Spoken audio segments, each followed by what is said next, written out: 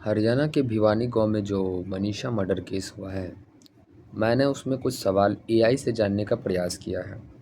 क्योंकि एआई जो है ना, वो बहुत ज़्यादा इन्फॉर्मेशन उसके पास होता है। तो मैंने एआई से जानने का प्रयास किया है, क्या ये मर्डर है या सुसाइड है। तो उन्होंने कुछ पक्ष दिए हैं।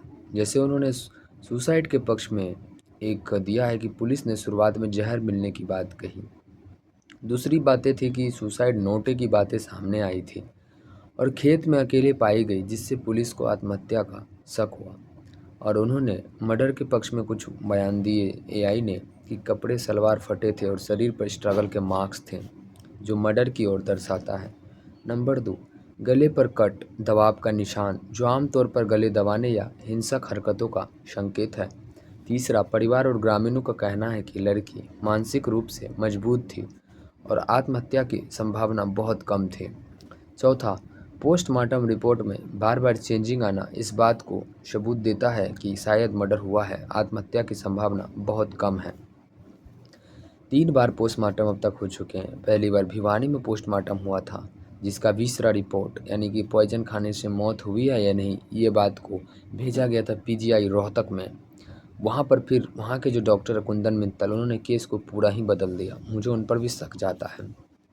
पॉइजन पॉइजन मिला है उस रिपोर्ट में और ऑर्गेन मिसिंग है। तो खैर, पुलिस का कहना था कि पहले रिपोर्ट में कुछ ऑर्गन्स भेजे गए थे उनके पास, लेकिन भिवानी में जो रिपोर्ट हुआ था पोस्टमार्टम, उसमें शायद कुछ ऑर्गन्स के थोड़े थोड़े सैंपल्स भेजे गए थे।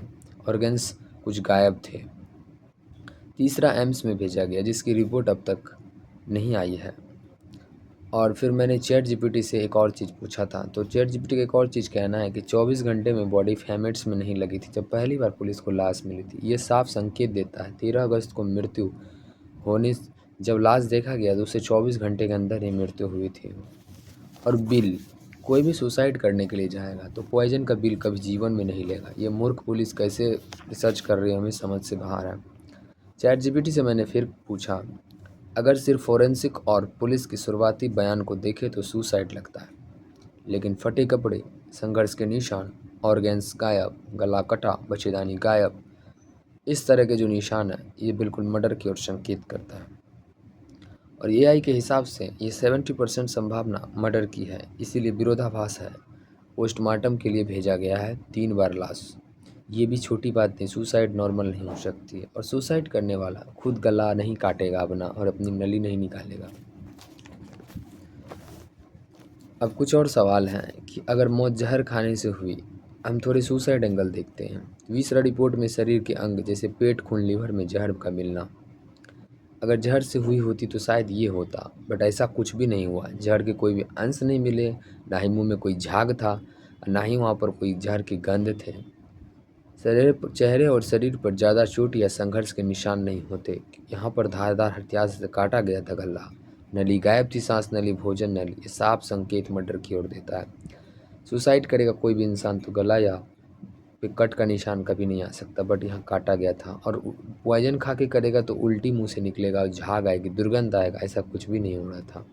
मौत धीरे से होती है, ना कि तेज़ी से होती है, क्योंकि सुसाइड करने पर, जहर खाने पर जो मौत होती है, आधे 1 घंटे लग जाते हैं मरने में इंसान को। अब मौत गले दबाने से अगर हुई है तो गले पर स्पष्ट निशान, जो कि इस मौत में साफ दिख रहा है, धारदार हथियार से कटा हुआ। हाइबॉइड बोन, जो ये बोन होती है, ये टूटी हुई है। ये गला दबाने का सबसे बड़ा संकेत है। नारा खुला हुआ था, ये रेप की ओर संकेत करता है। हालांकि पुष्टि पुलिस करेगी। चेहरे पर नीलापन आ जाता है, साइनोसिस आता है, क्योंकि किसी का गला दबाया जाए तो दम घुटने से मरता है इंसान, इसे साइनोसिस होता है। आंखें बाहर की ओर खुलने लगती है, जीभ बाहर आ जाते हैं। चौथा, शरीर पर संघर्ष के निशान, नाखून के खरोच, कपड़े फटना, हाथ पांव पर चोट, ये सबके सब मनीषा केस में बिल्कुल स्पष्ट देखे जा रहे हैं, जो बिल्कुल मर्डर की ओर स्पष्ट कर रहे हैं। न जाने कि ये पुलिस कहाँ से ये 12th पास की डिग्री को हटा करके एक बेहतरीन डिग्री वाले इंसान को ही पुलिस में भेजा जाए। और ये पैसे खोखा, इस लोग को कभी समझ में नहीं आएगा किसी का बेटी मरने पर क्या दर्द होता है। खैर, मनीषा हमारे बीच से चली गई है, अब वो हमारे बीच नहीं है, लेकिन अगर दोषियों को सज़ा नहीं मिलेगा तो ये बहुत अफसोस की बात है। और जितने भी बड़े दिग्गज हैं, जो यूट्यूबर हैं, उन्हें कृपया आवाज़ उठानी चाहिए। एलविश यादव सिर्फ हिंदू और मुस्लिम करने में लगे रहते हैं, उन्हें भी आवाज़ उठाना चाहिए। ध्रुव राठी सिर्फ बीजेपी के पीछे पड़े रहते हैं। मनीषा मुद्दा पे इनकी आवाज़ बंद है। ऐसे तमाम यूट्यूबर है, शुभंकर मिश्रा सिर्फ प्रेमानंद जी महाराज के पीछे पड़े रह रहे हैं। कहीं वहाँ बेइज्जती करा रहे प्रेमानंद जी महाराज की, कभी खुद बेइज्जती कर रहे हैं, लेकिन इन्हें मनीषा मर्डर केस पे कोई भी दिखाई नहीं दे रहा है। तो मैं कृपया निवेदन करता हूँ ऐसे यूट्यूबर्स हैं जिनके पास भगवान ने आवाज़ दिया, कृपया आवाज़ उठाएं। नहीं तो आज वो है, कल आपके भी घर से कोई हो सकता है। धन्यवाद। वीडियो को सुनने के लिए धन्यवाद।